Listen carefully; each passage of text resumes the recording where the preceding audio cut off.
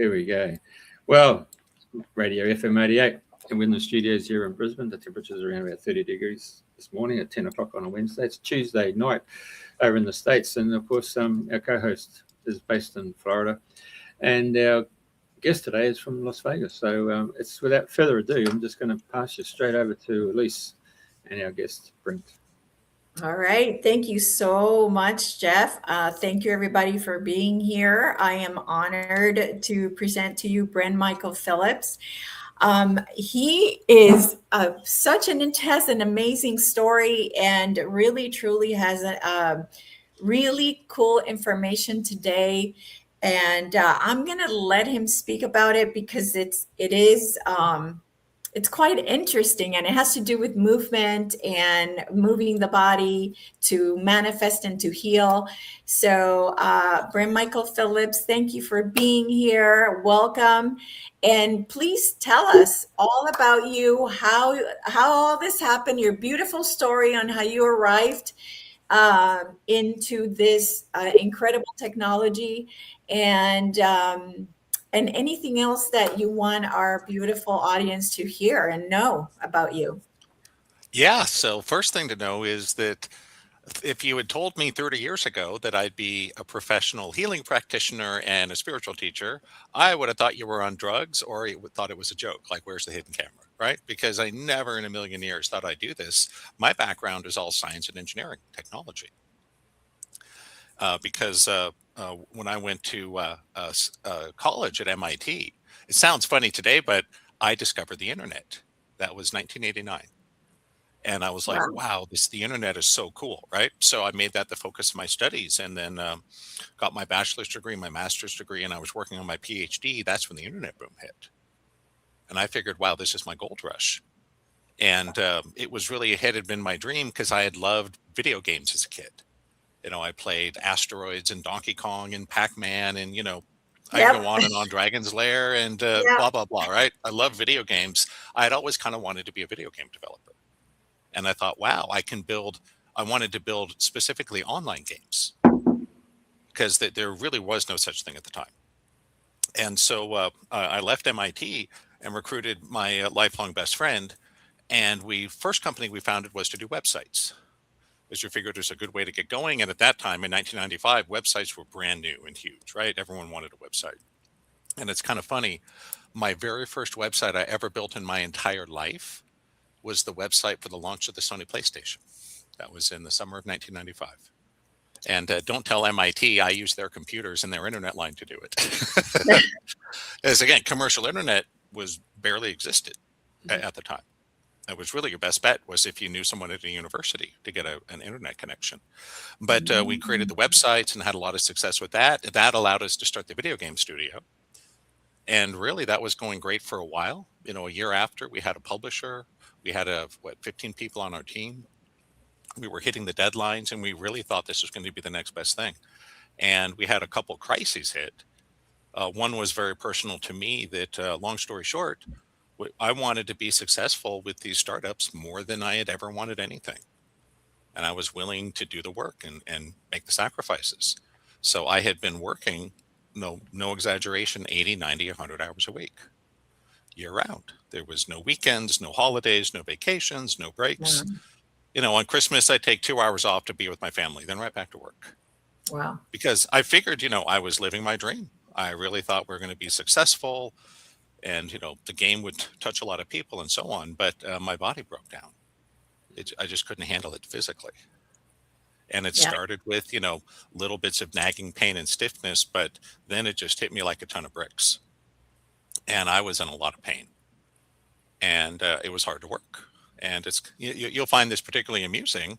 When I first started having really bad pain, I just went to the doctor. Because I figure, the doctors will know what to do to take care of it, right? Because up to that point in my life, it had always been simple. You get sick, you're hurt, you go to the doctor, they do something for you, right? Then you recover and life goes on. But it didn't help. And long story short, I spent the next 3 years in intensive physical therapy, trying to work as much as I could, trying to move forward with the companies. But I just got worse and worse and worse. I was in so much pain, I had to move in with my parents because there were Wow. some days I needed help just cutting my food or getting my clothes on.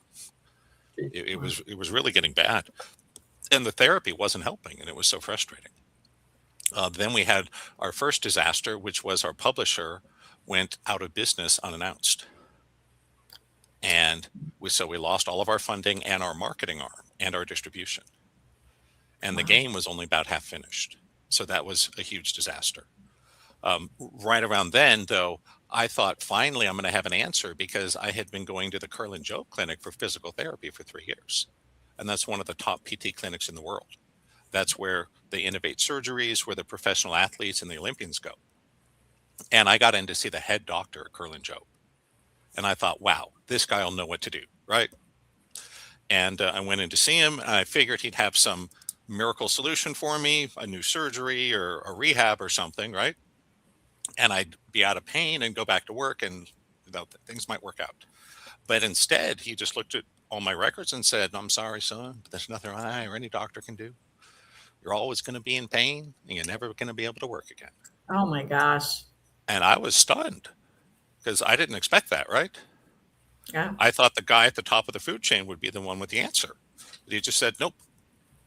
And when I left, he recommended me for a lifetime disability, which is very Wow. rare because I was still in my 20s. Wow. And it's actually very unusual to get lifetime disability that young, unless you're paralyzed or blind or have, some really horrible thing that happened to you. And I was devastated. And I went to go tell my best friend and business partner, and I thought he'd be all, "Brent, hang in there. We'll get through this together." Blah blah blah. Right? Because we weren't just best friends; we were close like brothers. That when I was in Boston for 6 years, we talked on the phone every single day. Really soulmates. And I thought he'd have my back, but I found out later he had been secretly dating the woman that I was in love with and pursuing. And he just saw this as a chance to get rid of me. He's like, "Well, if you can't work anymore, you don't have a place here." And so I Wow. got fired from the companies I had founded, and basically was living in my parents' basement with no hope of recovery, which was devastating. It wasn't just a trauma; it was an annihilation of my whole identity. So I lost my Absolutely. education. I lost my physicality. I lost my health. I was in pain all the time. I could never do the thing I was trained to do to make money. I mean, it was, and I lost my best friend, and I had a terrible heartbreak all at once. So it was really a wipeout, dark night of the soul, as they say, right? Right. Yes. And so what's so interesting is what happened after that. First, I was very depressed. I was using drugs, all the things you would expect. But I was very fortunate. I had a friend of mine turn me on to positive thinking. And nowadays we call it the law of attraction, of course, right? But it's all the same stuff. They're like, "Brent, you need to go to this positive thinking weekend and you jump on the stage and shout out about how you're going to be a millionaire," right? And I put power words on my walls, and I made a vision board, and I said my mantras, and I was doing all these things. And that went on for about 6 months. But giant surprise, it didn't do anything other than run up my credit card bill, right? So I'm like, okay, positive thinking, no thanks. Gave up on that. Then I had another friend of mine turn me on to alternative medicine. And when I first got into alternative medicine, I was really excited. I thought, wow, maybe this could do the trick, right? People had told me, "Brent, maybe you should try acupuncture or homeopathy or some of these other things." And up to that point in my life, I had always thought the people that did that were either stupid or crazy. I'm like, why would you do a bunch of hippie quack stuff when you can just go to a real doctor, right? Yep. That's what I used to think. But I was desperate, so I was willing to try anything. So long story short, I spent 5 years living with my parents, collecting disability benefits, spending all that and a lot more, running up a big credit card debt, doing all sorts of alternative medicine. I had hundreds of sessions of acupuncture. I did, years with an osteopath and chiropractors and a homeopath. And, I had a chi machine and a vibration machine and, did all these cleanses and diets. I mean, I go on and on. So I was doing all this stuff for years and years, but it was so frustrating. I didn't get better. I got worse. Wow. My pain was getting worse over time, and no Yeah, one because seemed to have any answers. You're paying so much attention to it. Yeah. So Well, if you're that was feeding part of the it. energy, You're correct, but no one pointed that out to me, and right? I probably wouldn't have listened even if you had told me where I was That's at the true. time, right? Yeah. But anyhow, this went on, and I was getting really increasingly desperate, especially when my parents divorced and sold the house. I had nowhere to live anymore. Oh my gosh. And so now I was basically putting my rent on a credit card, which is frightening Yeah, because cool. you don't get to do that for very long, right?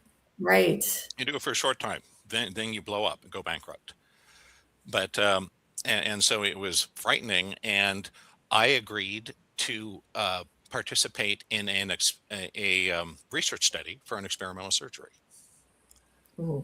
And it was risky, of course, but I was desperate, and the doctor said, "I think this can help you." And I didn't cost anything. That was part of the deal, but it was experimental. And they did the surgery, and it went somehow wrong. And when I woke up from the surgery, my right arm was paralyzed. So that was kind of the rock bottom. Yeah, for sure. Because now I have nowhere to live, right? I have no money. I have no job. I'm in pain. My disability benefits wouldn't even cover, the smallest apartment you could find. So it was a terrifying place to be in. And my arm was frozen for a couple months. And it was then that it was actually my Aunt Lauren had told me about this woman named Terry that she knew from work. That Terry they'd worked in finance together. And Terry had gotten sick from black mold. And it almost killed her. But she found this process of energy healing that she felt really saved her life and gave her life back. And I remember she told me, "You should call Terry and have a session." And I downplayed it. I'm like, "No, that won't help me." Right. That's hippie stuff. It's stupid. And I had done some energy healing before. I had done like some people doing pranic healing and Reiki healing and EFT, some of the more common stuff like that. And honestly, it never did anything for me. I wasn't against it. I'm just like, it's a waste of time. Right. Yeah. I also found acupuncture to be a waste of time. Yep. Helps some people, and that's great. If it works for you, keep doing it. Right. Yep. But I had like 400 sessions of acupuncture. It didn't help me at all. And that's how I felt about energy healing. But eventually, my Aunt Lauren said, "Okay, Brent, not only will I pay for the session, I'll buy you dinner. Just go." I was like, "All right." So I went to see Terry. And it's kind of funny. Part of the magic, I think, was I didn't have a big expectation. It's not like I was looking forward to it. Oh, boy, I'm going to experience a miracle today. No. I was like, "Oh, yeah, I have to go see this crazy healer lady. And then my aunt's going to take me out to dinner later." All right, whatever, right? Not like I had anything better to do that day, being on disability, right? And I had all the time in the world. And so I went to see Terry. And I remember she's sitting across the room from me. And it was all very interesting because the energy healing I'd done before was like hands-on. People would like wave their hands on you or, brush your shoulder or something like that, right? But she just sat across the room and would close her eyes, and it was all done with the mind. So that was kind of a new thing to me. And she asked me a lot of questions about my childhood and what had happened with my best friend and the loss of my career and all the pain I'd been in and all the, trauma I'd been through. And it was interesting, but here's the thing. I was thinking, lady, I'm not here to talk about my feelings, right? I can't move my arm and I'm in pain. And I didn't see how talking about our feelings had anything to do with it, right? Yep. That's just where I was at the time. And so I was getting a little impatient. And finally she says, "Okay, we're going to do a healing on your arm." And I'm like, "Yeah, you and what army?" Right. And so I remember so clearly I'm sitting there and she kind of went into a trance and her eyes went back into her head a little bit. And I remember looking out the window and thinking, gee, should I pick up something for lunch on the way home? That's where my head was at. Yeah, yeah. And I felt suddenly there was this loud crack and pop in my elbow. And the way I would describe it is, all of us past a certain age get pops and cracks in our joints. It was like that, but like times 30, like much bigger to where I felt like it reverberated through me, like it shook me. It's like kaboom. And I was like, whoa. And Terry must have heard it because I remember she opened her eyes. She's like, "Okay, let's try your arm." And I did. And, I honestly couldn't believe it at first, but I could move my arm again, just like the surgery had never happened. So that was the moment that this very skeptical scientist and engineer had to open his mind and say, "Hey, there's really something here, you know? Yeah. And it was so crazy because, again, Terry, there was nothing hands-on about what she did. She wasn't tapping on my body or doing acupressure. There was no machine that we used. There was no tapping on the body, no mantras, nothing like I had associated with energy healing. It was just, talking and doing this block clearing thing. But I was like, oh my gosh, I think I want to do this, which is understandable, right? Yep. I was like, wow, because I had watched Terry. It took her about a year.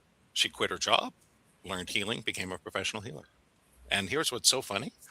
I was her first professional client. How cool is that? Wow. I was the first person she ever got paid to do healing on. Wow. What did she call it? What was the Well, name of it? well, her name was Terry O'Connell. Unfortunately, she passed away, 13 years ago. Uh-huh. But But did she have a name for that? Did she have a name for the? There is, but it's somebody healing? else's trademark, and they're very litigious, so I don't want to say it. Oh, okay. I can say that it was based on a system originally developed by the Rosicrucians, Oh, and then other people learned it, and Terry was one of those, okay. and applied it. And it involved using theta brainwaves to work through the subconscious mind. Wow. And this was so fascinating to me. But before I talk about the next step, I just want to be honest and clear with everybody listening that the miracle of my elbow was real from the surgery, right? I couldn't move my arm for months, and then I could. But it's not like all my problems were solved in an hour. It wasn't that simple. So I still had all the same chronic pain. I still had all the movement problems. I was still depressed. I had a lot of PTSD. I was still broke. I had lost my career. Like, none of that changed. What did heal was just the bit from the surgery, right? Yeah. Huge. But it wasn't like all of a sudden I lived happily ever after. But I want to emphasize, especially to those listening, I was able to make progress, but it was measured in months and years on the core issues, on the Wow. repetitive stress injuries and the chronic pain and the PTSD and the back pain I'd had since junior high. And I go on and on, right? I had Lyme disease for 16 years, was part of it. Wow. I was also suffering from chemical poisoning from aspartame. So there was a whole lot of pieces I had to unravel.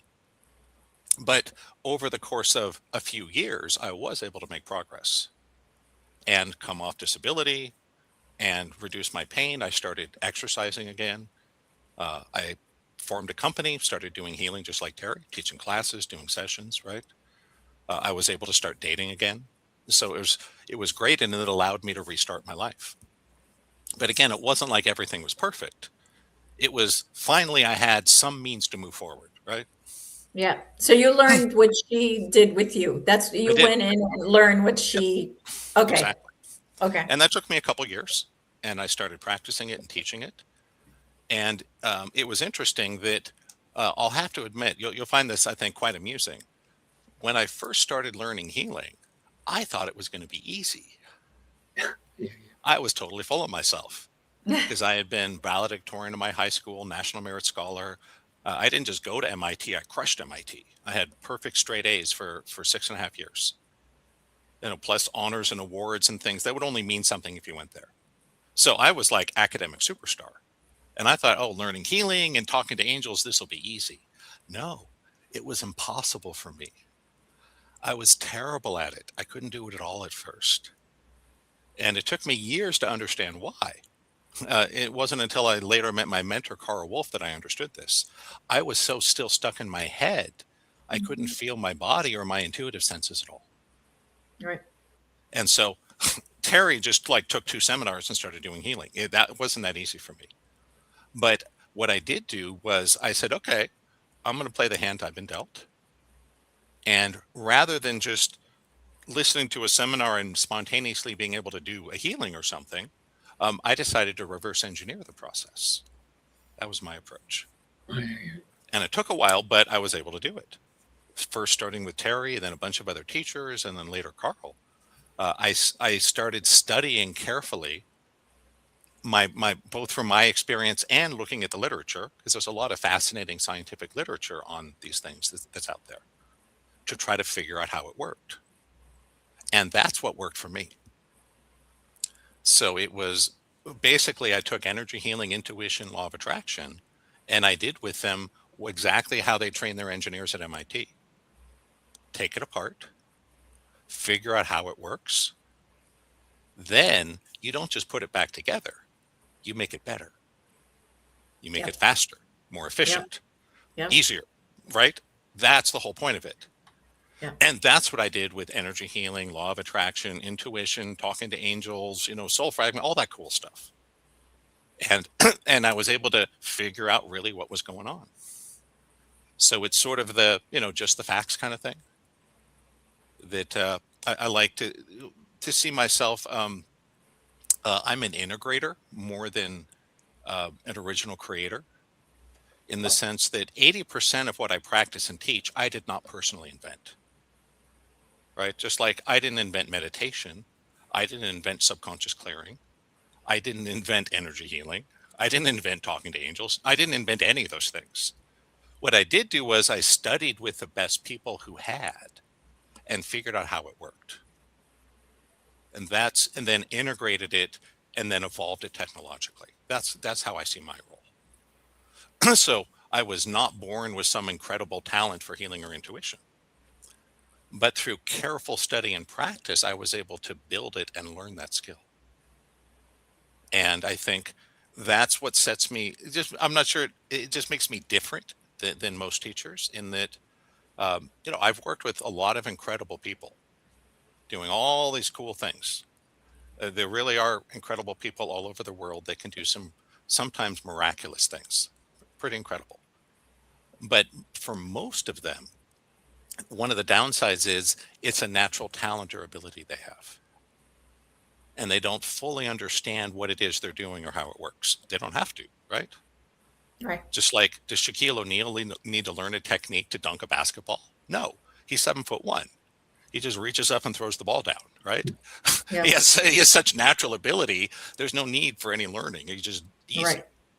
Exactly. And that's what I found for a lot of people, including Terry and Carl, to some degree, my most important teachers. They had this great gift, which is awesome, right?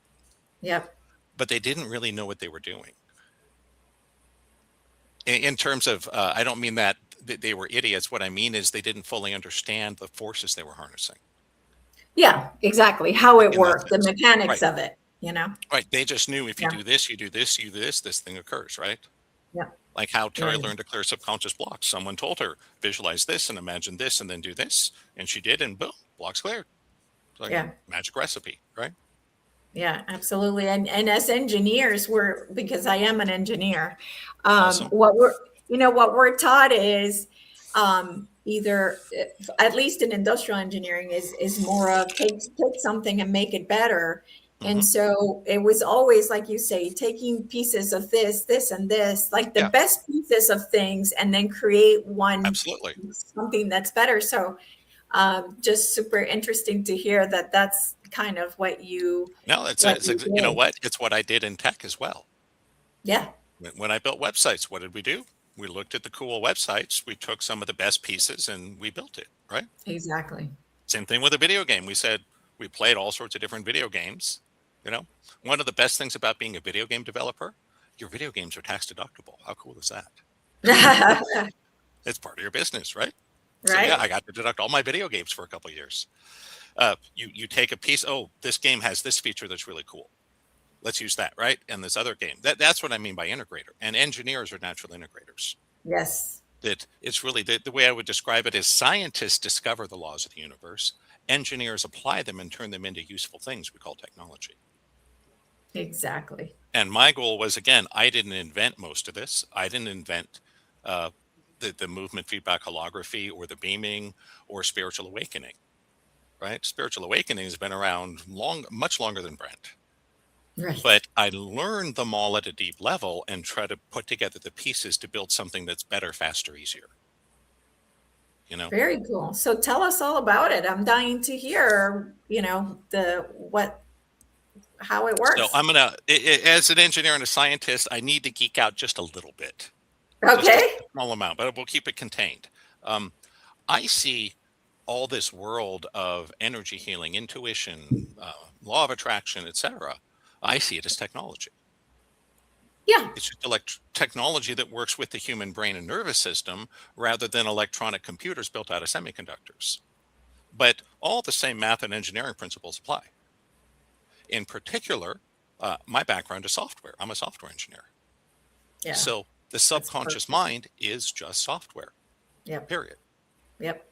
And when I was learning healing, what I discovered was, wow, it's just like software. And Yep. the good news is learning to heal is actually much easier than learning to program, because you get a big slop factor with healing, right? If you're close, it'll still work. With coding in a computer, if you're one semicolon off, the whole thing breaks. Right. It's really exacting, right? It has to be Yes. absolutely perfect or it doesn't run. Yeah. And so why I see it as specifically as consciousness technology.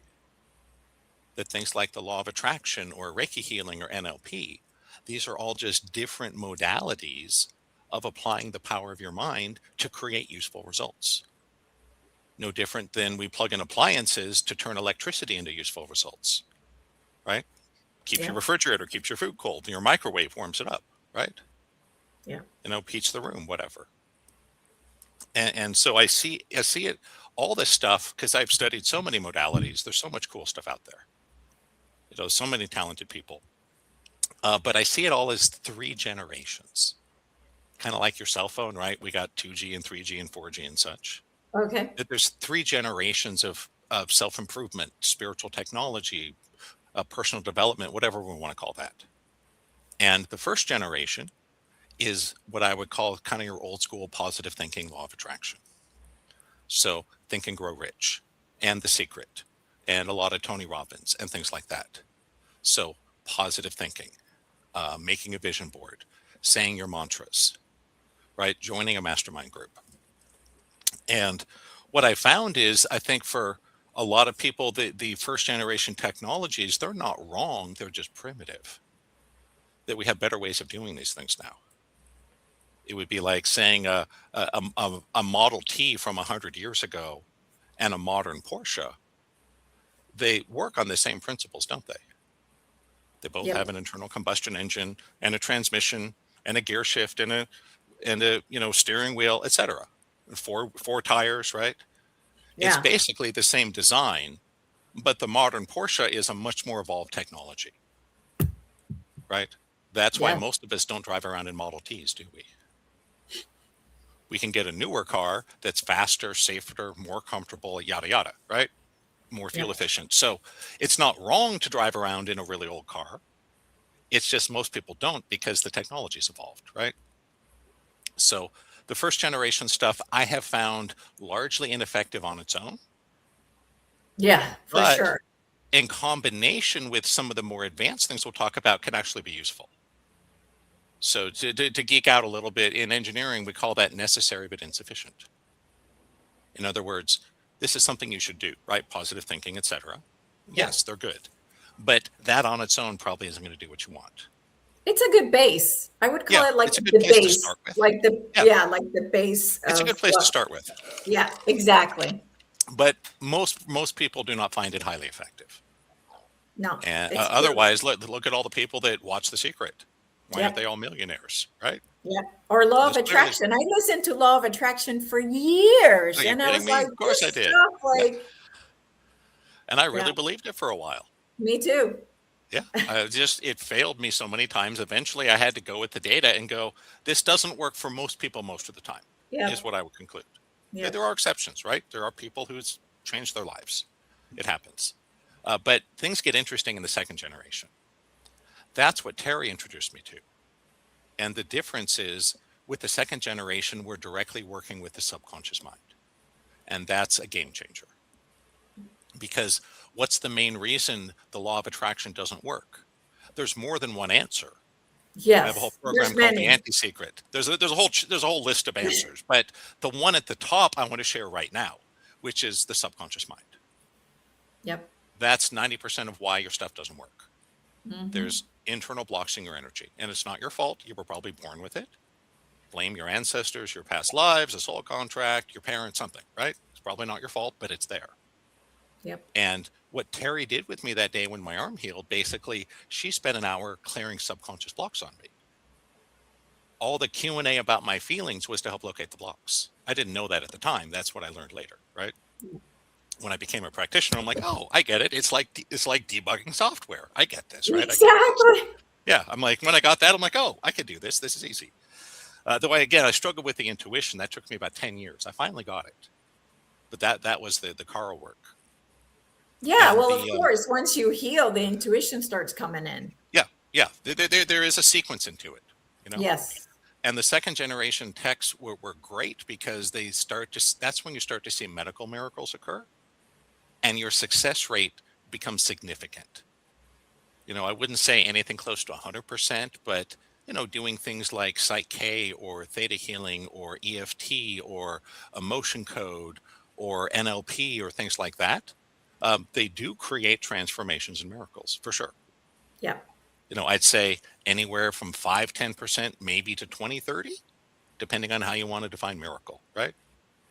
Yeah. So I've seen plenty of people have great results, but again, not everybody. Why? Yes. You engage the subconscious mind. So your results go from 1% to maybe 20. Better, but we're not done yet, right? Right. Well, what happened to me was a very short version. After Terry, I spent a couple of years healing my body, building a new business, and I kind of reclaimed my life. And then 5 years later, it all fell apart again. Another dark night of the soul, right? My wife left me. I got married, got divorced, had a bad car accident, got hired a criminal financial advisor who stole everything from me and bankrupted me. Oh my gosh. And so that was like dark night of the soul number 2. And I was really depressed for a while because I felt energy healing had failed me. Yeah. I had done all the sessions. I had, been meditating and saying my mantras. I've been doing yoga. I mean, I was, I thought I was doing all the right things and my life just collapsed and fell apart. And I blamed myself and I blamed the universe and, et cetera, et cetera. But it was so crazy that the day after I declared bankruptcy, I met the man who became my mentor. His name was Carl Wolf. And it was so crazy because before I went bankrupt, I spent my last $500 on a session with him because he had come very highly recommended from one of my friends. And when I met Carl for my first healing session, you got to remember, I had been a full-time energy healing practitioner for 5 years at this point. So I wasn't new to the woo-woo stuff. I was as deep in it as you get, right? This was my life, 40, 50, 60 hours a week for years, just doing this. And when I met Carl, I expected him to have, work out of his home or rent a room at the healing center or something like that. He goes, no, Brent, meet me at the rollerblade rental station at Venice Beach. I was like, well, that's a strange place to do a healing session, right? But I did. And I met him and he had me rent rollerblades and protective gear and put it on. And then he had me rollerblade in circles around the parking lot for 20 minutes, which again seemed kind of crazy, right? Didn't look like any kind of healing I had ever seen. And after that, we then sat in his car and we watched the video. And basically, he just kind of criticized me the whole time. He'd be saying, Brent, you can't feel your left leg here, and you're out of relationship to your past here, and here you're denigrating your feminine. And I'm like, dude, what is up with you, right? And it was so crazy because, again, I was expecting a healing session where he'd have me meditate or tap on my body or play new agey music or something, right? Right. But at the end of the hour, he's just like, okay, well, we're done. Nice to meet you. And I was like, what the heck, man, right? I just paid $500 for this. Yeah. And I was so upset because 1, I didn't think we'd done any healing. And 2, I didn't think he'd done anything to fix me. Right? I expected him to give me a supplement or to change my diet or to give me a visualization or to at least smack me on the forehead and yell hallelujah. Right? Right. I'm like, I paid at least for that. Right? Mm. But no, he just sent me home. And I remember I called my buddy who had recommended him and I started to chew him out. I'm like, dude, what the heck is wrong with you? Right? I'm going bankrupt. I just spent my last money on this, blah, blah, blah. And I remember what he said, he goes, Brent, I get it. Carl's out there. Doesn't look like anything you've done before, right? I'm like, yep, that's true. And what he said was, give it 3 weeks. And he goes, if something doesn't shift within 3 weeks, let me know and we'll try to make it right. And I was like, okay, not expecting anything to happen, right? But it didn't take 3 weeks. It didn't even take 3 days. That within 2 days, I had done an event and had a ton of people show up for no reason. And my business surged. And by the end of the week, I had made over $50,000. And I had never done anything like that before. I don't think I'd even ever had a $10,000 week before in the history of my business. So this was like 5 times more money than I'd ever made before in my life. All showed up 2 days after this session with Carl. And I remember I called my buddy. I'm like, dude, I am so sorry. You were totally right. That $500 for Carl was the best money I ever spent. As it gave a return of 100-fold within 2 Right. days. Yeah. How often does that happen, right? Yeah. Yeah. And so that was really the last piece of the puzzle for me. Why? That was my introduction to the third generation. That the difference is the third generation technologies work in a different way. They're not based on the mind and its words. It's based on the body and movement and feeling. So there's a somatic aspect to it, and it's about your relationship to your body and how you feel your body. And it's there's definitely a deep spiritual aspect to it, what's some called awakening or non-dual realization, along with a meditative entrainment that makes your brain very plastic, that allows you to do some very deep and powerful rewiring. But I didn't recognize any of that at first, because in my first session with Carl, again, I was so in my head, I didn't recognize the meditative and entrainment piece. It was there, right? I was just oblivious to it. And I didn't understand that all the feedback he was giving me wasn't meant as criticism. He was trying to adjust my relationship to my own body and how I moved and felt things in my body. And that's where the healing occurred. But I didn't, again, because it didn't look like healing, I thought I just got caught. Then the results showed up. And what I found is that the second generation work with the more conventional healing is absolutely worth doing. That it's really powerful for physical healing. If you have an injury, an illness, good for trauma clearing. So there's a lot of benefits to it. What it does not do very well is embodiment. For example, you can read 100 spiritual books, but do you live in the full experience of those teachings? That's embodiment. And the Carl's work really through the movement teaches you, the short way I would describe it is it shows you how to get consciousness back in your body. And when there's more consciousness in your body, there's more of you to connect to the world around you. And that makes you more powerful and your life gets bigger. And this was something I did not understand or even see before. I had wondered why I could work so hard and be talented and do this and that and everything would fall apart. Now I realized that due a lot of childhood trauma and illness and things that had happened to me, I had squeezed the consciousness out of my body and was living from my mind. And that's why my body fell apart.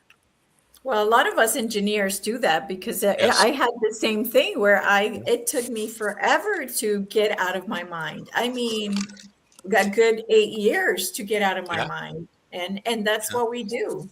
I mean, that's why Yeah, we're engineers. Yeah, it was 10 years from when I met Carl to when he passed away. And that's about what it took me Yeah. to where I was finally starting to get it. It really did take Mhm. me 10 years. But that was the missing piece. Yeah. And when I started doing the embodiment work, the third gen stuff, it's weird and different because, again, it doesn't look like healing. It looks like a cross between maybe Tai Chi and physical therapy. Oh. But it's special ways of using meditation and movement to reconnect your nervous system and realign your body. And the way I would describe it is, with the second gen work, the belief work, NLP, things like that, very powerful for sure, worth doing, absolutely. But the you on the inside stays the same. You're just changing some of the code. But the you in the middle stays the same. With the third gen work, that you and how you perceive and relate to things changes fundamentally. And that's Wow. what I really needed. And for many people, that's what's required to really to move up big on the manifesting front, to make more money, to expand your career, to have a bigger reach in life, which, again, isn't for everyone. But if that's what you want, this is how you do it. Because again, the world responds to how much consciousness is in you at the end of the day. And it's good to debug that consciousness, absolutely. But you also have to grow it and expand it. True. That, it's an analog when we talk about chi or ki or prana. These are all, this is consciousness in the body. And when you do, you'll have better guidance, right? Synchronicities occur. Things just show up in your life. And I remember one of the crazy experiences I had with Carl. I've been working with him maybe a year or two. So a while, but I was still relatively new. Wasn't a master yet, for sure. And we were going to a retreat he was leading in New England. And we were on the same flight, so we shared a cab to the airport together, right? And when we got to the airport, we stood at the back of the security line, and it was just huge, right? And I'm going, oh my gosh, we're going to miss the flight. This is going to be a disaster, right down the negative thinking, right? Right. And I remember Carl just said, Brent, don't worry about it. None of that's happened yet. Let's see what happens. Yep. And, I'm just there. Oh, we're going to miss the flight, on and on. And about 5 minutes later, for no apparent reason, this lady in a TSA uniform walks up to Carl and says, sir, would you like me to take you and your companion through the first class check-in? There's no line there. And Carl was like, oh, that would be great. So we bypassed the whole line, and 5 minutes later, we're through, right? And here's the crazy thing. I thought Carl must have known her.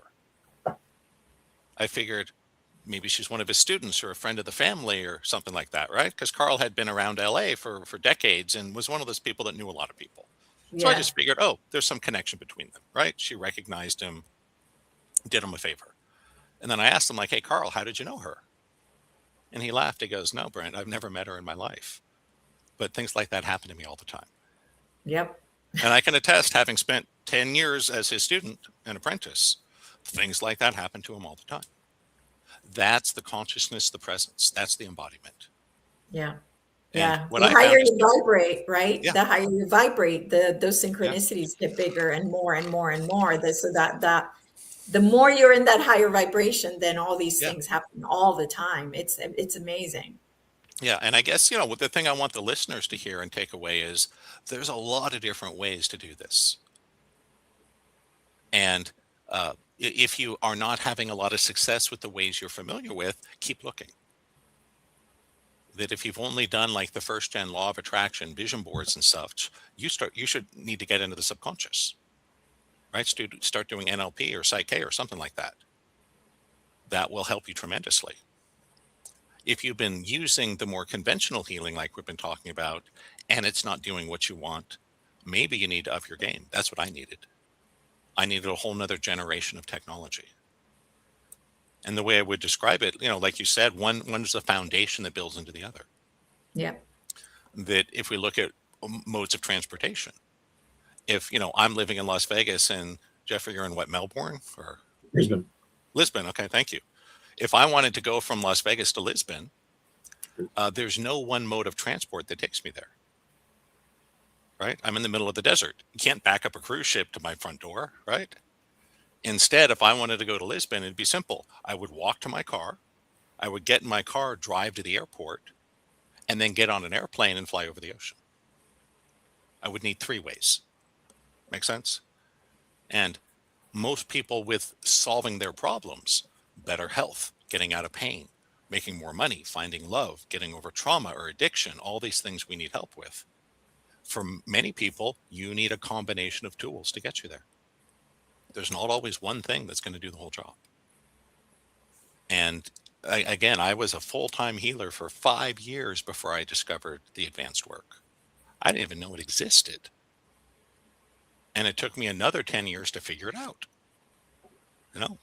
I look back and go, wow, I'm glad I got involved in this relatively young, or I wouldn't have had time to figure all this stuff out, right? Yeah. Yeah, I was only 32 when I had my first miracle happen. And I'm still, learning and understanding, growing all the time. But the third gen work, the movement, is really amazing because it works on the principle that how you do anything is how you do everything. And what it comes down to is you can read someone's source code by watching how they move. You can learn all about their personality, their health. Everything is encoded into our movement. And what Carl had the ability to do, and what he taught me and what I teach my students now, is how to develop that sensitivity so you can watch someone move and see their myths, see their source code, see the stories, the narratives that are literally running and controlling their life. And the reason the subconscious work is so powerful is once you identify the code, you then have to go change it. And there's a lot of different ways to do that. But that's really what it's all about, is what is the code that is fundamentally running you on the inside? And all of it is very deterministic in a way that our behaviors, we think we're all full of free will. That's nonsense. The research has shown your subconscious makes all your decisions for you, period. That's how it works, right? Yep. The part where you think you're making a decision, that's an illusion generated in the mind to satisfy the narrative of free will. But really what's going on is we're just like computers running code. And if you want your computer to do something different, you got to change the code. Yep. That's simple. And just know, for everyone listening, there's a lot of ways to do that. Some are very easy, like EFT. Easy to learn, maybe not as powerful as some others. The movement feedback holography that I talk about that I learned from Carl is probably the most powerful single modality I found, but it also takes a little bit of training to be able to apply it safely. That it's not something I like to do with people right out of the box because it's a little gnarly. I would say a good metaphor would be if someone has never driven a car before, don't teach them to drive in an F1 race car. That's a bad fit, right? Yep. The race car is way too fast, way too sensitive, going to blow it up or crash. Instead, you probably want to learn to drive on a Toyota first. Then once you've had your license for a year, then I can show you how to drive the race car. And the race car can do things your Toyota can't, right? It can go 200 miles an hour. So that's great. But it takes some training and practice to be ready for it. And that's what the advanced work is really, hey, are you really ready to grow? And I say that with a warning because growth is generally uncomfortable. And you may need to let go of some beliefs and attitudes and patterns in your life that feel very comforting. But if you're serious about growth, this is how we do it. And, I'll say that being a little desperate or a lot desperate can be an advantage. That's the only reason I was open to this stuff, right? That's true. Back when I first met Terry, if I wasn't totally desperate, I never would have wasted my time going to see a healer. Are you kidding me? Yes. Right. I used to think alternative medicine was for people that were too dumb to see real doctors. But life made me really, really desperate. And I tried it. And I had to be wrong about my attitudes and prejudices, if that makes sense. Yes. I had thought my whole life I was so smart, right? Doctors, conventional medicine, yada, yada. I had to confront, I was wrong about that. That's what I mean by it can be uncomfortable. That we have a lot of these beliefs and assumptions and habits in our lives that are kind of running unquestioned. With the advanced work, we're going to put you under a microscope and question all of it. But that's how it works, right? We'll just tell you the truth. This is what is running your life. And what I tell all my students, I want all the listeners to know, I can show you the truth for sure. That's my specialty. I can't guarantee you'll like the truth. Right? I can say E equals MC squared. I can't make you like it. But again, if you really want to grow, and the more willing you are to let go and sacrifice and surrender, usually the easier the process is. That's what I found. And that's why a lot of us have to be in a desperate state before we get our transformation. I don't know about you two, but I've just found uncanny how many times people have to be pushed right to the limit. Yep. before things change, you know? Absolutely. And I've wondered about that. It's like, why couldn't I have met Terry 4 years earlier and saved myself a lot of suffering and time and expense, right? Yeah. That's what we have to surrender. Well, at the end of the day, you wouldn't have given her 1 minute. I mean, so, everything's in divine timing. Everything is And that's correct. actually. And remember, she had only learned healing. She had her miracle healing in just about a year before. So Yep. part of the logical answer is, well, she wasn't doing healing 4 years ago. She was still doing finance full time, never thinking she'd doing anything different, right? Yep. Just like in 1997, I still thought I was going to be a software engineer for my whole life. Yeah, sure. In 1998, it was over. It's crazy. My career in tech lasted 2.5 years. That's it. Wow. 6.5 years at MIT for a 2.5 year career. So my question. Oh, that's so funny. It's funny that when I started growing into the spirituality work, I actually took my engineering degree that I worked so hard for, and I went and threw it in the trash. Oh, And I said, this is not me. I said, this is not me. I'm not this person anymore. That's how big it was for me, the transformation. It was like, yeah. that was somebody who was trying to overachieve so that I could be loved. And I don't need that anymore. So, Yeah. And, I think that for some of us that have the really difficult life breakdowns like I did, a lot of that's just because I was so confident and arrogant that I knew better. yeah, And I really had to be brought down, me to a too. very I painful mean, place. yeah, same thing with me. I thought I knew everything. Yep. And then I slowly realized that some of the most fundamental things I was clueless about. In fact, the one question I'll just give the listeners to think about, for those that want to interact, we'd love to hear your answers. I didn't think about this till I was in my 40s doing deep spiritual study. And it's a simple question. What exactly are you? What is this you that's in your head, that has thoughts and feelings, that makes decisions and has experiences and a memory and a body and all that stuff, right? And that's such an important question. But I didn't even ask it. And the reason was simple. I thought I knew what I was.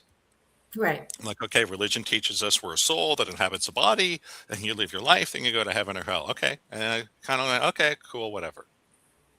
Little did I know let's just say the short version, totally incorrect, totally backwards. But that's what I mean by we have to deconstruct all these things we think we know, all these models and behaviors, right, that are so embedded in our culture and in our personality. But the good news is none of it is the real you. Exactly. Right? None of it is the real you. And it can be a little difficult to disentangle, but that's why I created this technology. That Awakening Dynamics, again, is an integration that takes the best pieces from a lot of different systems and methods and then puts them together in a way that makes it more powerful. That the whole is greater than the sum of the parts. Yep. And the way I would describe it is I'm advancing the technology, making it easier, faster, more powerful for you. Because the easier it is, the faster it is, the cheaper it is, the more we'll use it. Right. And that's what I've done. Like, for example, with when I first learned the basic healing from Terry, changing one subconscious belief was about a 4 to 5 minute process. There was like this whole set of steps. You had to check it on 4 levels, and you had these different protocols and go through. And it worked. It was just really slow. So you might get through 10 or 12 subconscious blocks in an hour session. Terry and I worked together and evolved the technology. Within a couple of years, we could change beliefs in a fraction of a second. Wow. Still the same basic process, right? And there's a lot of ways to change a belief. EFT will work, NLP will work, et cetera, et cetera. There's machines that can do it. A lot of ways. Our goal was to say, what's the easiest, fastest, most powerful? Just to do it, and it's that simple. So when I teach my students energy healing, what they learn is much simpler than what I learned 25 years ago. That you really had to go through about 6 days of training to be able to be a beginning healer. Now I have a program that does it in 5 hours. Oh, Again, it's not wow. zero, right? It's not zero. It still takes 5 hours, but that's a lot better than 48 hours over 6 days. Why? We just systematically improved it, evolved it, tested it, right? And that's, what I would say to people, that I'm certainly not the right teacher or coach for everyone. That's for sure, right? Um, I don't walk around in robes or wear a lot of crystals. I don't own a Buddha statue or a bead curtain. I'm an engineer, right? There's nothing wrong with those things. That's just not me. I'm about the truth. I'm about what's really going on in your life. Let's face it. Let's fix it. If that appeals to you, and I'm very techie in terms of rational, step-by-step, careful process experimentation, blah, blah, blah, right? All the engineer scientist stuff. If that appeals to you, I think I could make a huge difference in your life. That, basically what you get from working with me is decades of my mistakes corrected so I can give you the answer immediately. Something that took me 5 years of suffering, I'll tell you in 30 seconds. I mean, or, if y'all want to go your own way and do it the long way, don't let me stop you, right? If you want to go bankrupt and be in a bad accident and have cancer and have your best friend die of a drug overdose and all these other things I went through, go crazy. But, I'm here, really, I'm just a lighthouse.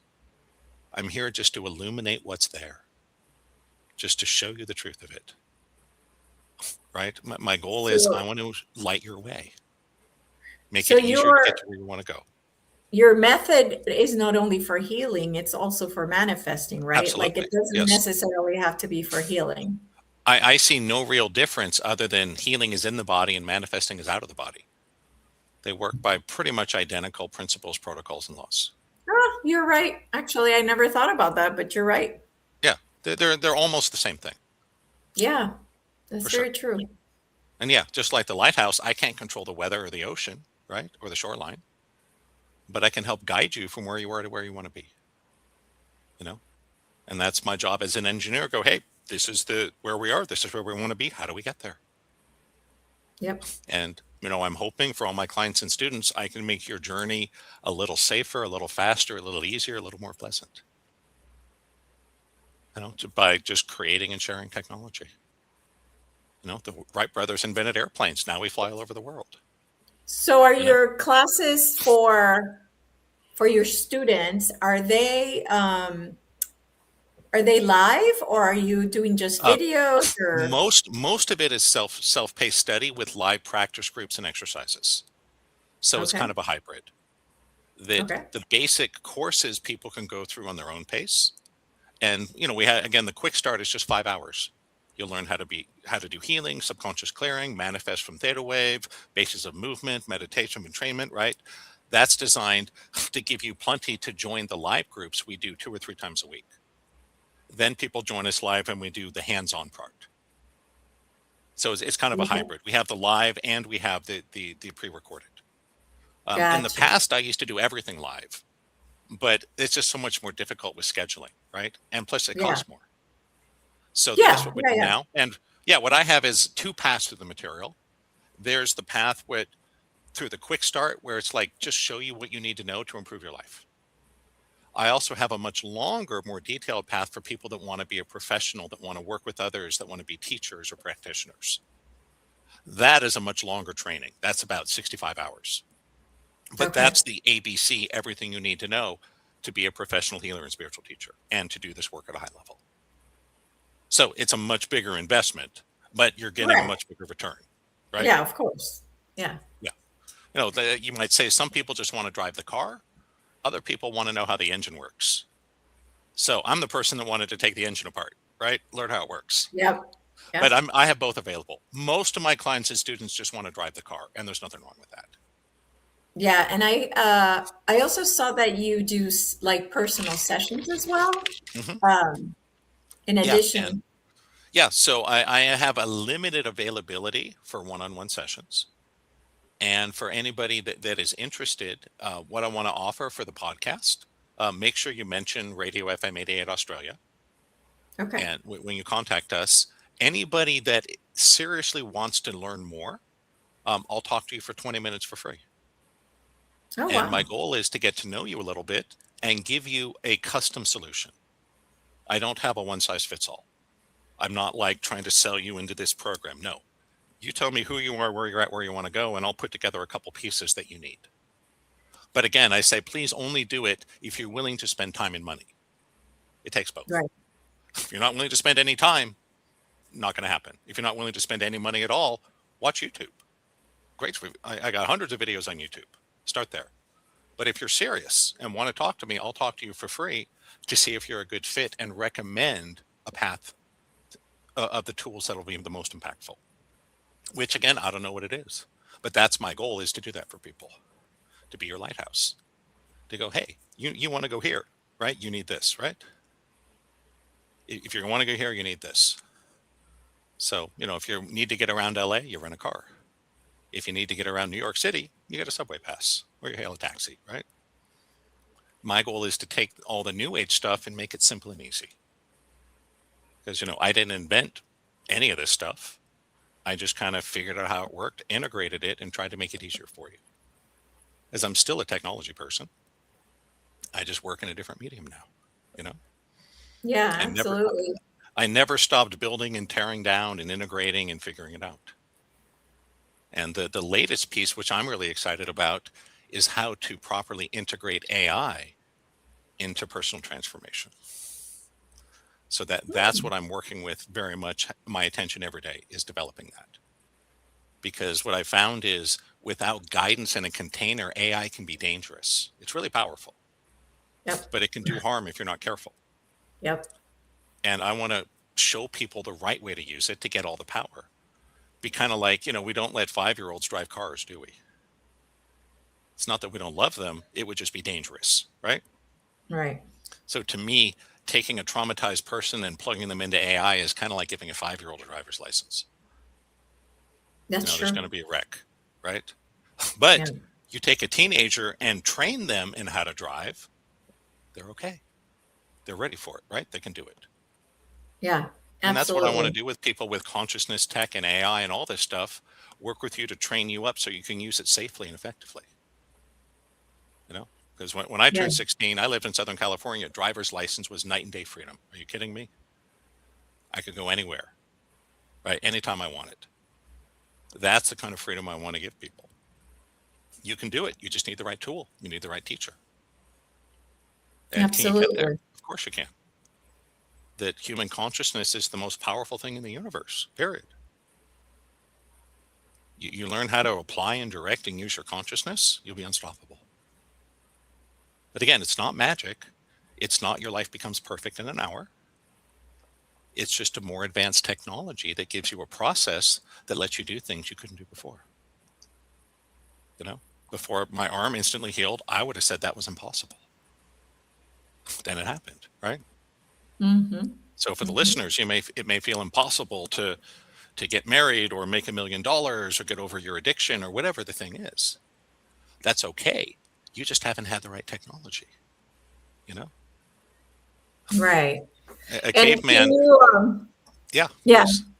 Can you give us some of examples of results that people have Sure. had using this?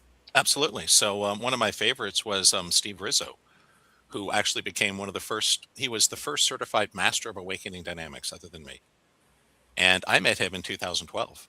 And he had, I'm probably going to say the medical name wrong, polyrheumalgia arthritis, something like that.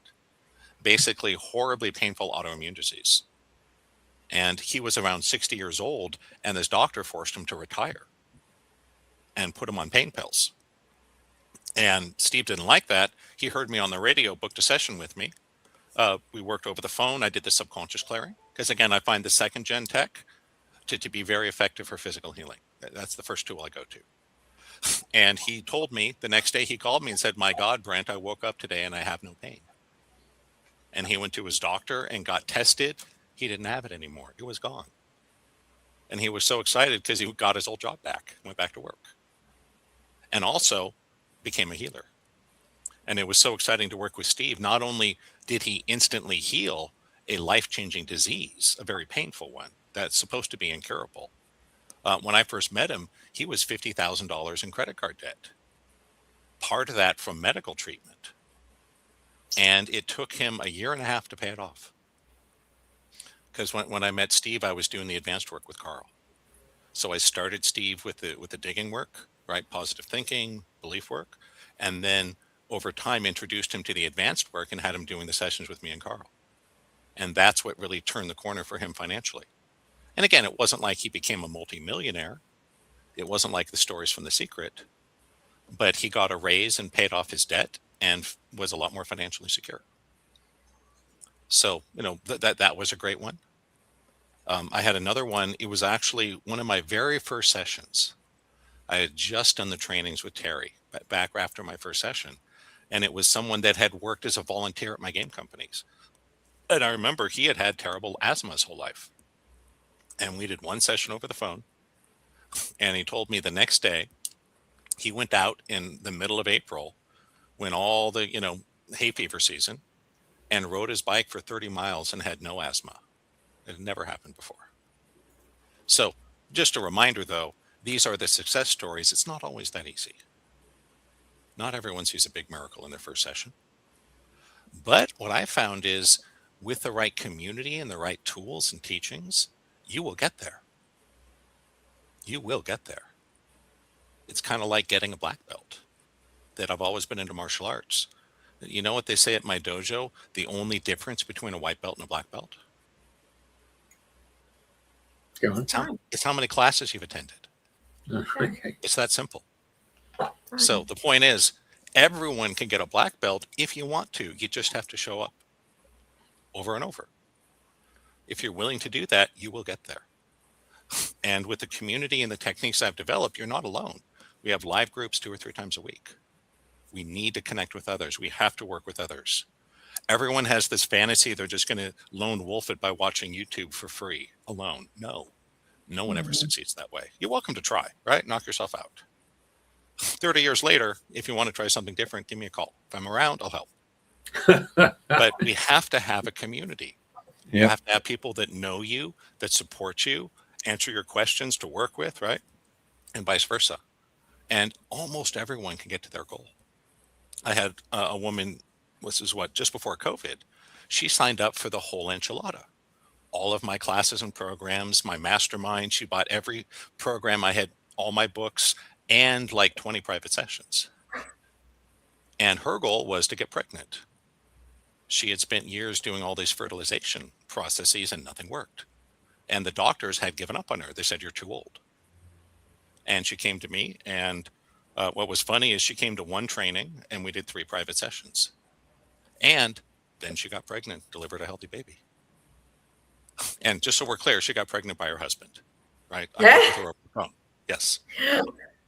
And that was that. But she sent me an email. She's like, "Brent, I won't be continuing. I got exactly what I wanted. Thanks." I was like, cool.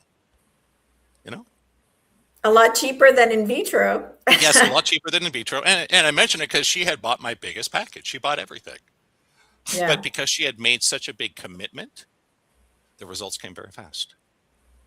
Yeah. But again, to be honest, it's not always that easy. I can't promise that result. What I can promise is I can show you the exact same process she used and help you with it. That's what I can do for you. But again, you want big results, it's going to take getting uncomfortable. You have to be willing to let go of that comfort zone. Right. If you are, and again, if you're desperate or open-minded, or just understand that we have to surrender, right? Mm-hmm. Then I would love to work with you. That's exactly who I want. And my specialty, not all my students are head cases, but about half of them are. So that's one of my specialties. What is it? They're not what? About half of my students are head cases. Head cases, meaning Yep. what? Too much in the mind. It's totally stuck in their Okay. heads. Yes. But not everyone is, but about half of them are. So that's a particular specialty because I was the worst head case of them all. Yeah. Carl told me years later, he said, "Brent, when I first met you, you were more in your head than anyone I had ever worked with." And he started doing this full time in the 70s. Yeah. So he worked with a lot of people. Yeah. Us engineers are like that. That's, Yep. I mean, again, that's where we live. We live in the head. Yep. That's Yeah. And I love Really? working with engineers, doctors, lawyers, pharmacists, anyone that is highly educated and ambitious, because you get my references and metaphors. I can move you even faster. But not all my students are like that. A good number of them are just typical New Agers. And there's nothing wrong with that. Right. You know, they love intuition and mind power, talking to their angels and all that stuff. Yeah.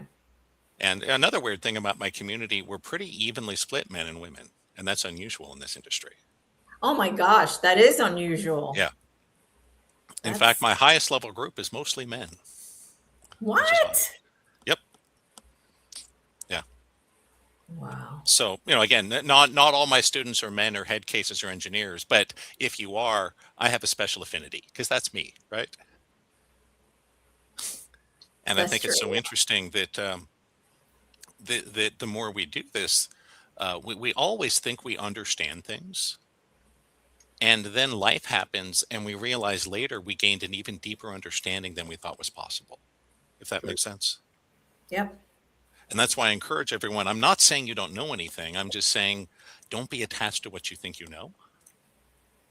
Because you might say it like this. You ever gone to like to the mall trying to find a parking spot and you think you see a parking spot and you get up close and then, oh crap, there's a motorcycle there.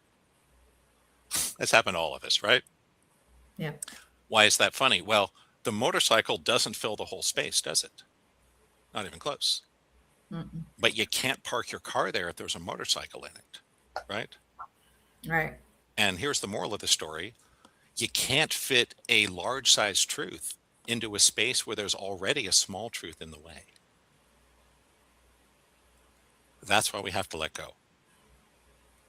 And at the beginner levels of spiritual work, it's about letting go of that which is false. And that's pretty easy, right?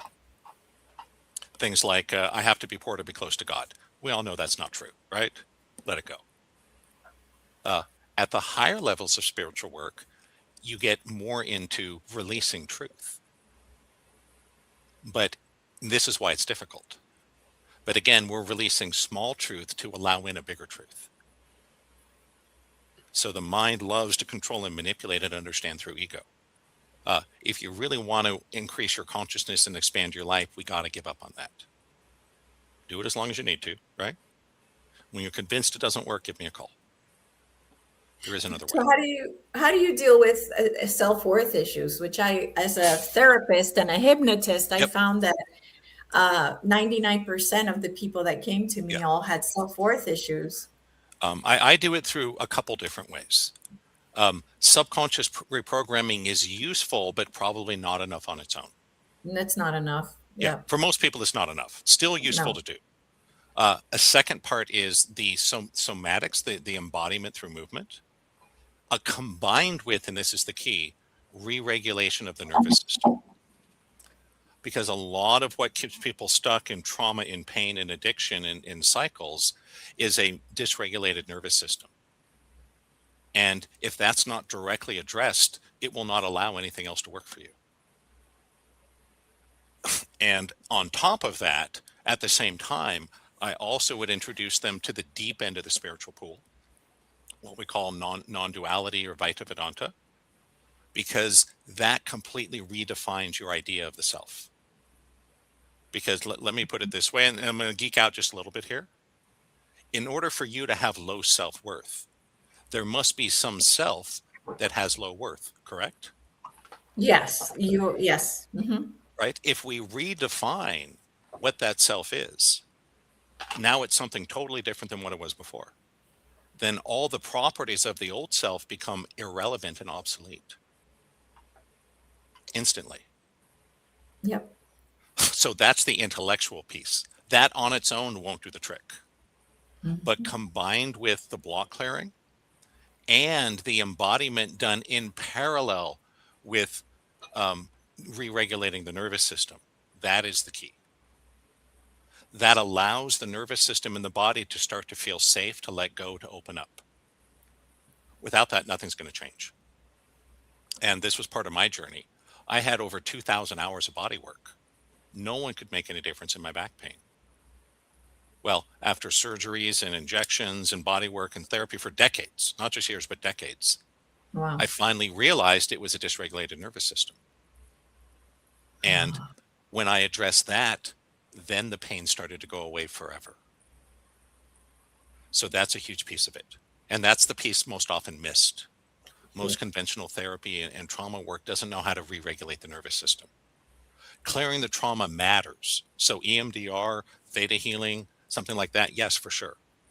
But if you don't get the nervous system and the embodiment, it generally won't hold. It's like you get a massage and you feel better for a couple hours, and then you're stiff again the next day. Oh, that's so interesting. Yeah. Okay. So, because I had a friend who got the EMDR done, and Mhm. yeah, it feels like it's, yeah, like you say. And what it comes down to is some people get benefit just from doing the EMDR or the trauma release. They're the ones whose nervous system isn't trashed, so it works for them. Mhm. But But it like could you for say, it kind of sticks for a little while, and then Right. it kind of Right. goes back Most of the to, time, you'll feel better for a little while, and then you slide back. Why? yeah. The real problem is in the dysregulated nervous system. Clearing the trauma alone will not address that. But still need to be done, right?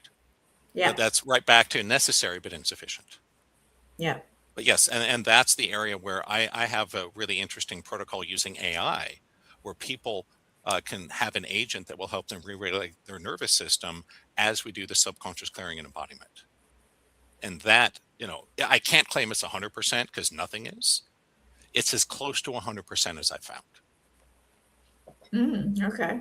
Again, still not perfect for everybody. Okay. And it's Good. a process. It doesn't happen in an hour. For most people, it takes 3 to 6 months. Okay. And, Good to same know. thing, people do psychedelics and all that, and that's great.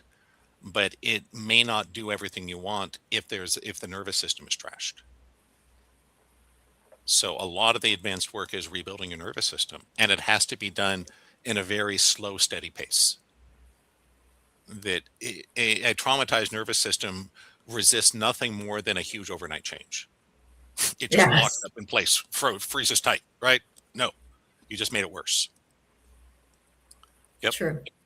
Just like an aggressive massage, if it's nervous system damage and not muscle damage, it's only going to make you sore. You're just going to piss it off. Right? You feel better Yeah. for 2 hours and then it's more sore for a week. Right. You just pissed it off. Yeah. With the advanced tools, we can actually fix that now. Okay. Very And cool. that was part of my pain. Part of it was Lyme disease. Part of it was chemical poisoning. Part of it was posture. Part of it was strengthening. Part of it was flexibility. Part of it was beliefs. But the biggest piece was the nervous system. I think that's probably the biggest piece every time. Yep. Every time, because that's where all the other stuff comes from. Yep. It's from that Yeah. system that's not regulated. Yes. And it's a little complicated and it takes time, but it works. It's really powerful. Wow. But, and again, not everyone needs that. Some people just need belief work. They're the ones that you do an hour with them and they instantly heal, right? Like I mentioned, my buddy that had asthma. His nervous system was fine. He just had this traumatic experience in his subconscious. We released that, asthma gone. Yeah, I always wondered how Psych K worked. Like I used to do Psych K for people, and I always was. Some people it worked wonders, and other people was like nothing. Like, and that was how I was the first 5 years when I just learned from Terry. I had my process and my technique, and I applied it, and I just kind of hoped it worked. Now I'm in a totally different place. I just read your code the whole time. I see exactly what's happening. yeah. So it's much easier to manage the process when you understand what's happening.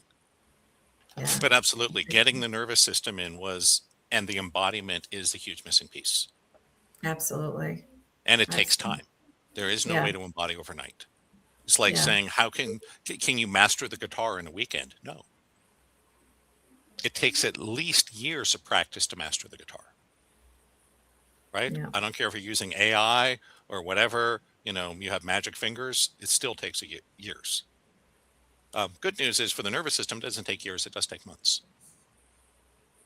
Wow. But that's not so bad, right? Mm-mm. If you've been in chronic pain for decades, getting relief in 3 months, that's not bad. Yeah. But again, not everyone needs that, but some people do. And I do tend to get some of the most difficult cases. There's a whole little network of healers and coaches that send me the people that they don't know what to do with. And it's funny because that's exactly how I met Carl, remember? That I was doing this other energy healing and these other things, and my buddy said, hey, you need to go work with this guy. He's the master, right? Kick me up the food chain. Yeah. And I didn't set out to be that, but that's what I ended up being, right? Right. Yeah, So, yeah. so most of the time when I get referrals, it's from clients or people that know me that have a client and they go, I just know what to do with this person, over my head. Brent, you deal with them. So, and I don't mind that because, again, I love the challenge. I'm curious. I'm a visionary, Yes. right? Yep. The reason I created my allergy protocol is kind of funny. I created an automated allergy protocol because I got bored with everyone calling me to heal cat allergies. Because for a while, around 2006, all of a sudden it exploded. I had like 100 people in a month that wanted cat allergies cleared. And I was like, okay, this is great, but I'm bored out of my mind, right? And that was originally why I started creating the automated self-healing programs. Was just, I didn't want to do it over and over. I was bored.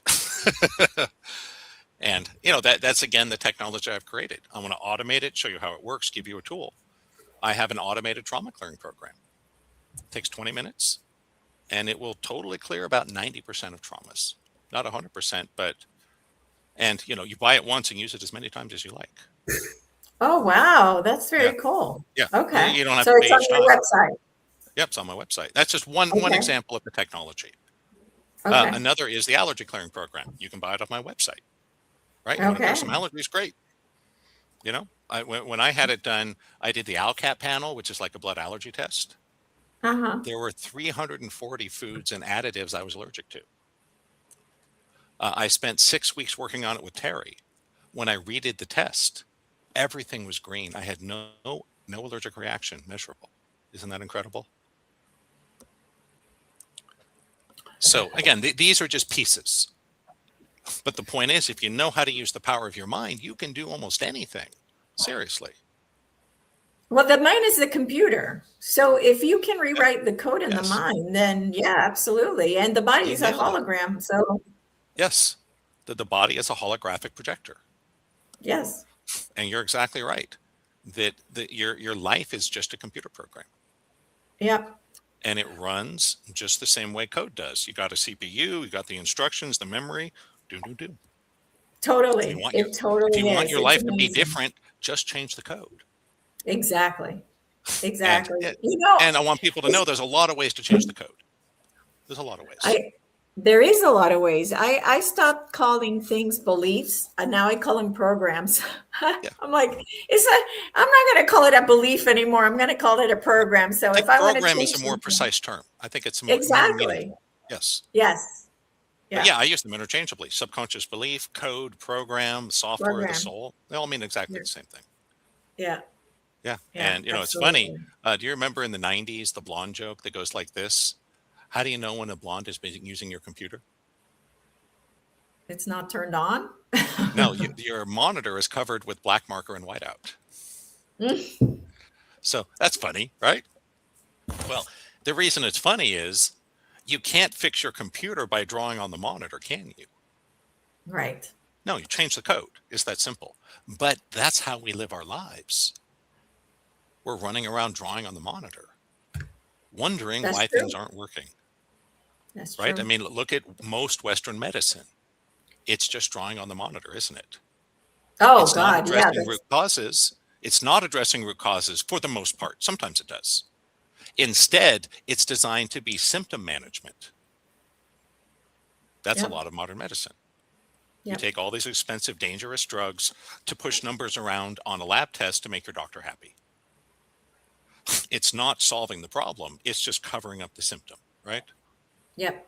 Like if you have back pain and you take painkillers, it's not fixing your back, just so we're clear. It's just at best covering up the pain.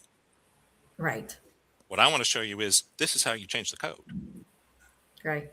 And it's that simple. Yeah. Change the programs. Change the programs in there and you'll change your life. That's for sure. Yeah.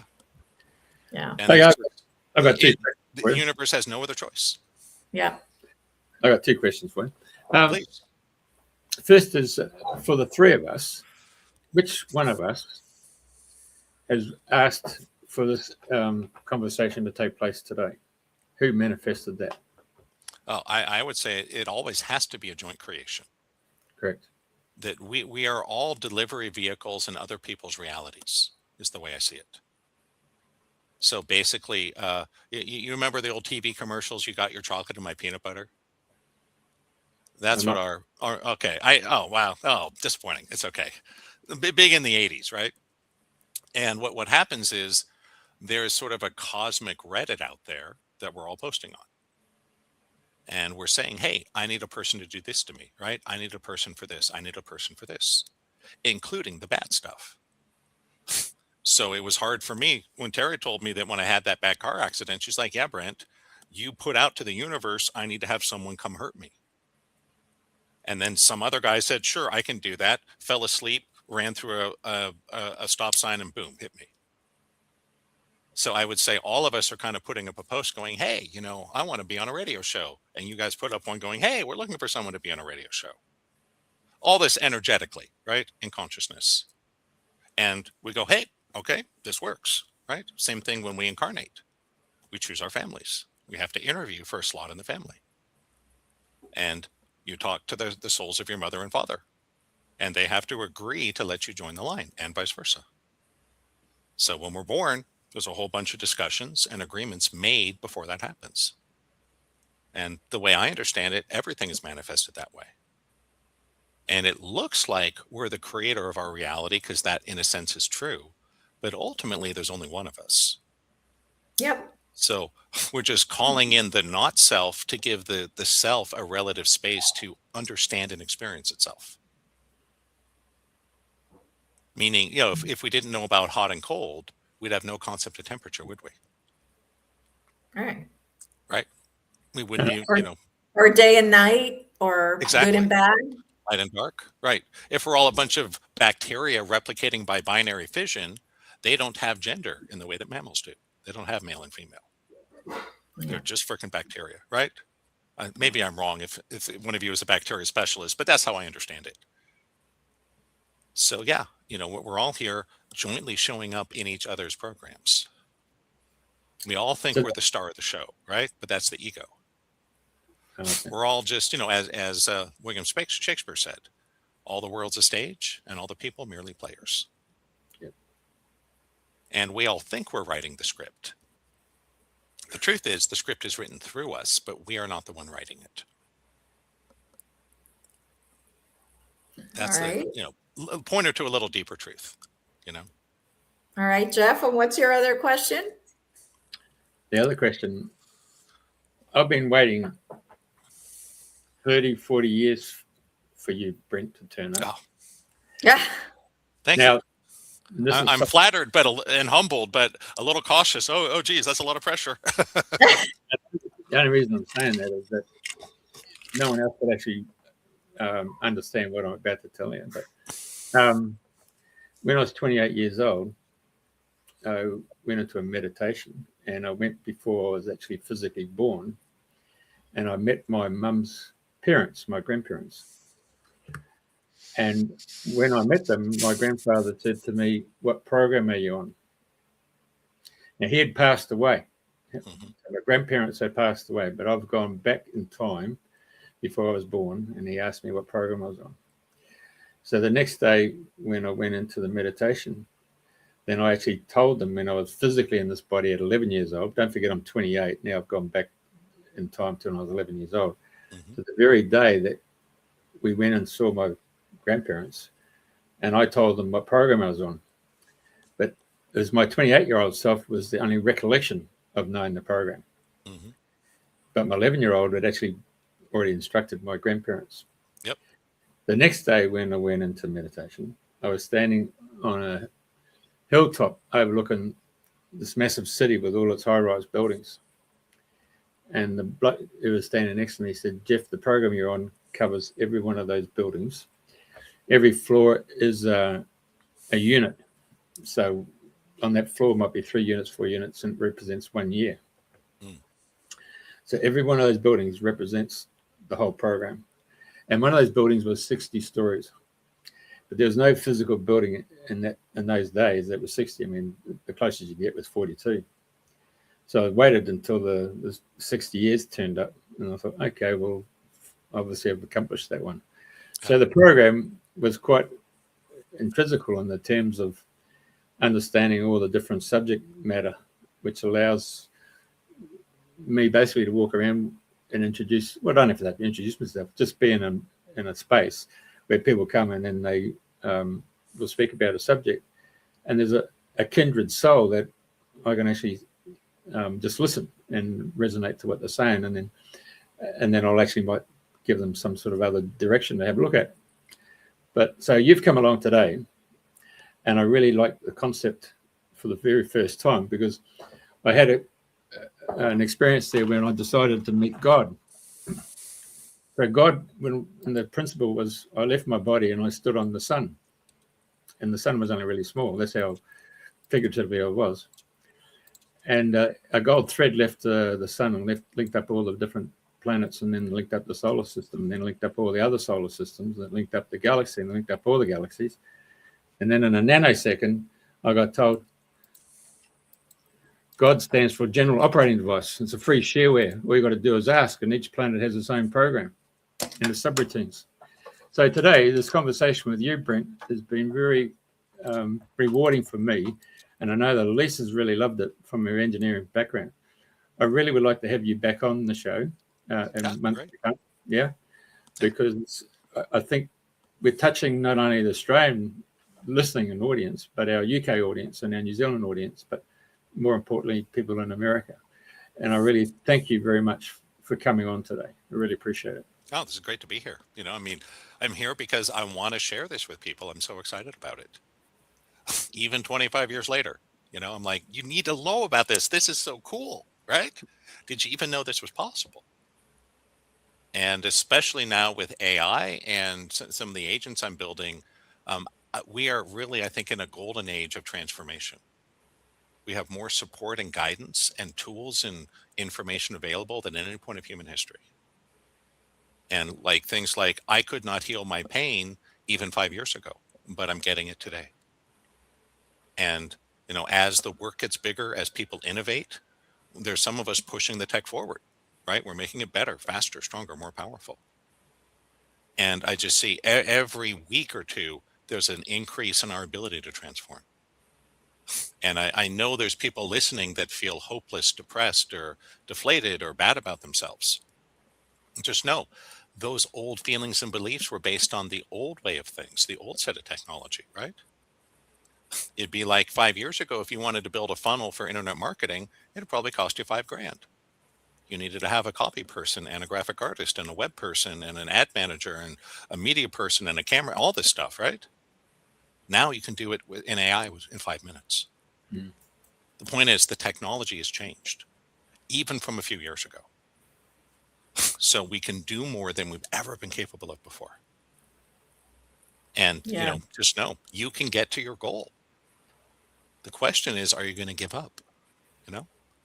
Yeah. Just like I guarantee anyone that wants to come to my Taekwondo dojo, if you show up repeatedly over a couple of years, you will get a black belt. It will happen. Yep. Yeah. But it doesn't happen always overnight, right? Yeah. If you're really good, you might have it overnight. You might get it fast. But most people, it takes a while. And the same with the inner work. But the technology is to the point most of us can get to where we want to be. And I think that's really amazing. The question is, why did you manifest this into your reality? Why is Brent coming into your reality? Why is this showing up in your reality? Because sometimes we ask for things and they're delivered and we don't realize that they're being delivered. And so sometimes I've received messages where, I don't do it. And then I get a message like, well, we get reminded. That for you. Like we created that for you and you didn't buy it. Like, what are you doing? That was for you. But we could go on and on forever. So I'm going to go ahead and just ask you, how can people get a hold of you? What are your websites, your books, and all that good stuff? So simple answer is, if you want to learn more about me, go to my website at awakeningdynamics.com. Pretty easy. I also have a YouTube channel. So if you want to learn more, watch some of my videos first, great. That's what it's for. Just hop over to, there's a link on the website, or just hop to YouTube, type in Brent Michael Phillips. It should come right up. And on the website, it has has a handful of testimonials, has a little overview of some of the programs. And, I'm here to be your guide and supporter. The poet Rumi famously said, without a guide, a journey of 3 weeks will take 100 years. So that's kind of my goal, is I want to be your guide, your lighthouse. I don't have all the answers, but I found some really cool stuff that you need to know about, is the way I see it. Yeah. And for anyone that's serious, if this is sound like a good fit for you, and you're willing to spend time and money and focus, just like anything, talk to me for free. I'd love to get to know who you are as a person. What are your challenges? What are your goals? And if it's a good fit, I'll map you a path to get there. I'll say, hey, if I were you, I do this, I do this, I do this, right? And sometimes it's as simple as take this supplement. Usually not. It's usually not that simple, but sometimes it is. I've had some people, I'm like, that's easy, just take this, and boom, they heal, right? Yeah. Other times, I like to say that transforming your life is like debugging software. There's no one answer to how long it takes or what's involved. All depends on what's in the code. So if you've mostly got really good code, just needs a few upgrades and corrections, we can move you through fast. You're the kind of person that in 3 weeks experiences a miracle. If you're a train wreck like I was, and everything has to be rewritten, it'll take you longer, but that's okay, right? I'm here to support you as long as it takes. Everything in divine timing. Again, that and always, Yeah. I mentioned with intuition, it took me 10 years to get comfortable doing intuitive readings. That's a long time. Eventually I got it. For me, it was the embodiment part. I had to do the embodiment part. Then the intuition started to turn on. Been there, done that. Absolutely. Yeah, I'm not saying it's going to take anyone 10 years. I'm just saying in extreme cases, it might. Yeah. And that's Just okay. like, There's if you're nothing really wrong bad with at that. karate, it might take you 10 years to get a black belt. Okay. But you will get there. Right? Yeah. Keep at it. You will get there. Absolutely. Thank you so much, Brent. This has just been just a very enjoyable experience today. I am so grateful that you are here, and so thank you so much again for coming. And hopefully we'll get to have you on again and talk about it was a lot of fun. more stuff. No, you're both great to work with. Would love to come back. 2 thumbs up. Great. All right. Thank you so much, everybody, for being here. And back to you, Jeff. All right. Well, I love your work, Brent. Thank you very much, Elise.